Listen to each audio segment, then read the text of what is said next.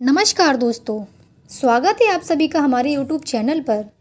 जैसा कि हमने आप सभी को पिछली वीडियो में बताया कि नीम करौली बाबा जी किस कारण धरती पर आए, वह कारण था श्री सिद्धि माँ। आज की वीडियो में हम श्री सिद्धि माँ की संपूर्ण जानकारी लेकर आए हैं। आइए चलिए जानते हैं श्री सिद्धि माँ के बारे में। सिद्धि माँ बाबा नीम करौली महाराज जी के प्रति इतनी भक्ति रखती थी जिस प्रकार हनुमान जी श्री राम जी के प्रति रखते हैं।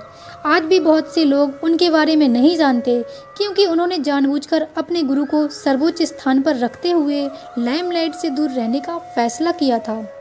लेकिन उनके करीबी भक्त जानते हैं कि सार और भावना में बाबा नीम करौली महाराज जी से अलग नहीं थी।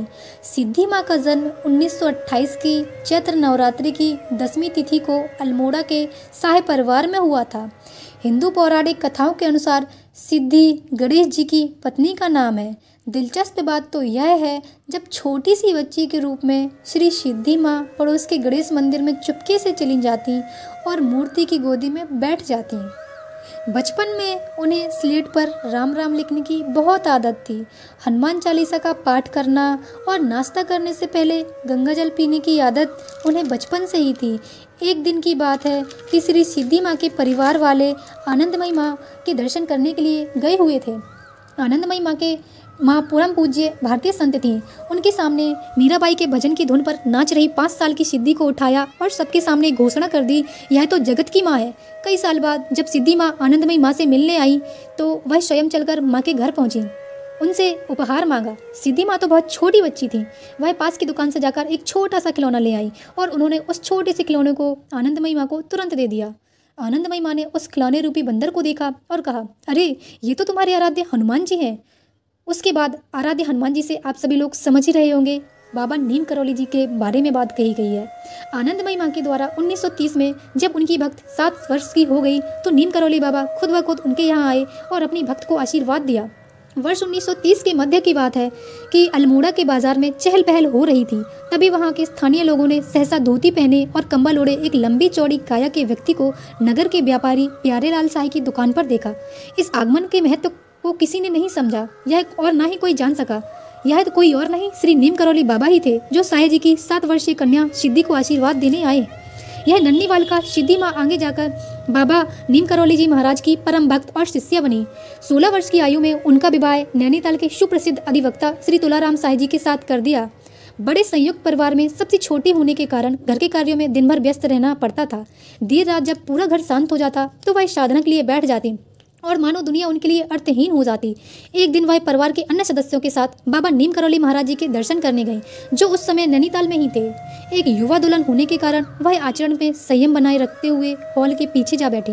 लेकिन नीम करौली महाराज जी ने उन्हें पूरी भीड़ के बीच में आगे आने का इशारा किया और माँ का मौन साधना का संजीव वर्णन किया और बताया कैसे वे कीचड़ में कमल फूल की तरह संसार में रहती हैं, फिर भी उससे अछूती रहती हैं। उनका घर गीता भवन भक्तों की तीर्थ यात्रा के लिए आध्यात्मिक आश्रय बन गया था।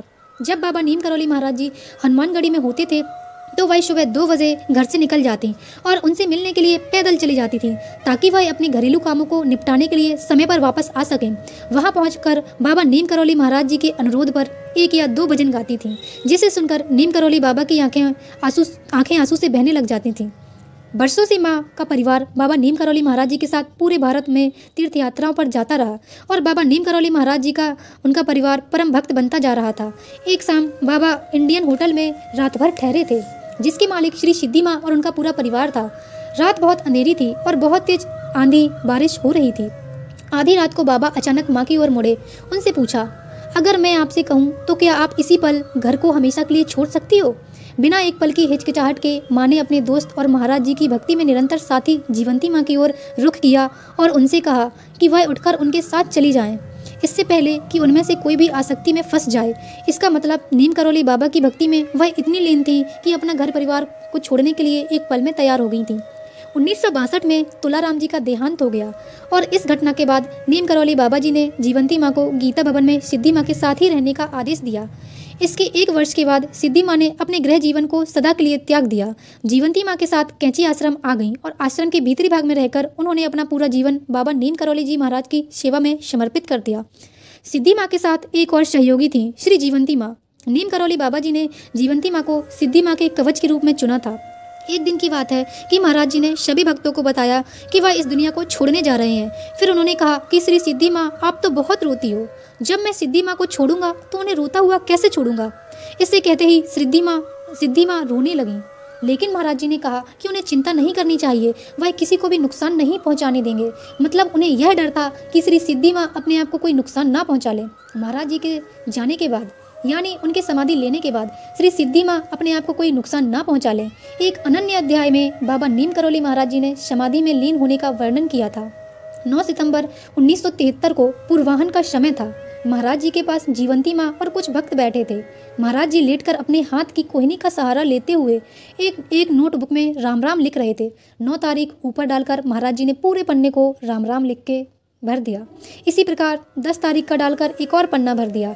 फिर अगले प्रश्न पर केवल 11 सितंबर की तिथि डाली और उसे खाली छोड़ दिया। नोटबुक को माता को बढ़ाकर बोले, अम्मा आज से तू इसमें लिखेगी। और सिद्धि माँ को अपनी उस किताब को उस दिन छोड़ दिया। 2 दिन बाद 11 सितंबर को महाराज जी ने माँ समाधि ले ली। माँ समाधि लेने से पहले कैंची छोड़ते समय महाराज जी ने सिद्धि माँ से विदा लेते हुए कहा था कि माँ, जिस प्रकार तुमने मेरी सेवा की है, किसी ने भी मेरी कभी ऐसी सेवा नहीं की और ना ही भविष्य में कोई मेरी ऐसी सेवा करने में सक्षम होगा।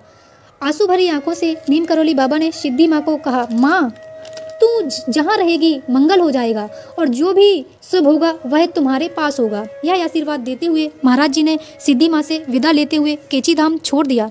1973 में नीम करौली बाबा जी की माँ समाधि लेने के बाद सिद्धि माँ उनकी दैव्य संपदा की संरक्षक बनी रहीं।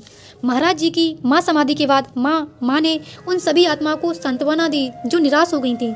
उनके दिव्य प्रेम का चुंबकीय आकर्षण सभी को महाराज जी के पास वापस ले आया। अगर महाराज जी हवा की तरह थे तो माँ पाल की तरह थी, जिसने नाव को चलाने के लिए हवा पकड़ी थी। उन्होंने महाराज जी के कई मंदिरों को पूरा किया और उनका अभिषेक किया। माँ सभी भक्तों से मिलती थी और उन्हें स्नेहपूर्वक मार्गदर्शन देती थी। और अगर उनसे कोई आशीर्वाद मांगता था तो वह उनसे महाराज जी को प्रार्थना करने के लिए कहती थी, ना कि उनकी प्रार्थना करने के लिए।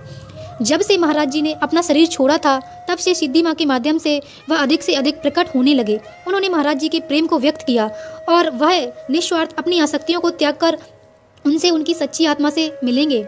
हम सभी उनकी कृपा की छत्र छाया में रहते हैं। मेरे लिए स्पष्ट था कि महाराज जी ने अपना शरीर छोड़ा था तब वे हमेशा मौजूद थे और इसी तरह सिद्धि माँ के इस परिवर्तन के लिए भी मैं खुश महसूस करती थी। हालांकि उनके नाम का अर्थ आध्यात्मिक शक्ति की माँ है, लेकिन हम सभी के लिए उनके आध्यात्मिक परिवार के लिए वह बस एक माँ थी जो अपने सभी बच्चों से प्यार करती थी। महाराज जी और सिद्धि माँ के बीच के संबंधों को शब्दों में वर्णित नहीं किया जा सकता है। शायद भगवान राम और उनके भाई भरत के बीच जो प्यार था उसकी तुलना उनसे की जा सकती है। रामायण में भरत ने अयोध्या का राजपाट लेने से इनकार कर दिया था। इसके बजाय उन्होंने भगवान श्री राम की अनुपस्थिति में उनके खड़ाऊ राज सिंहासन पर रखकर राजपाट को संभाला, स्वीकार किया। इसी प्रकार सिद्धि माँ महाराज जी का कंबल जो उन्होंने कैंची से आखिरी बार निकलते हुए पहना था उसी भाव के साथ रखती थी, मानो महाराज जी स्वयं ही कंबल के रूप में उपस्थित हों। सभी को यह स्पष्ट था कि माँ के लिए महाराज जी सर्वोपरि थे। अक्सर भोजन में देरी करके वह अपनी सुविधा को ध्यान में रखकर वह सभी भक्तों को मिलती थी और सभी लोग उनके माध्यम से महाराज जी को देखने लगते थे। उनकी झलक या शब्द भक्तों को भक्ति की लहर दौड़ा देती थी। वह आश्रम को गुरु महाराज जी के शरीर मानती थी और उनकी साफ सफाई का पूरा ध्यान रखती थी। वर्ष 2005 में जीवंती माँ के देह वसन के बाद माँ एकांत प्रिय हो गईं और उन्होंने यात्रा भी कम कर दी। 28 दिसंबर 2017 की सुबह माँ ने भक्ति और सेवा की विरासत को छोड़ माँ समाधि ले ली। बाबा के शब्दों में वह देवी कात्यायनी माँ दुर्गा का एक रूप थी, जिनके लिए हनुमान जी यानी स्वयं हमारे श्री नीम करौली बाबा जी को आना पड़ा।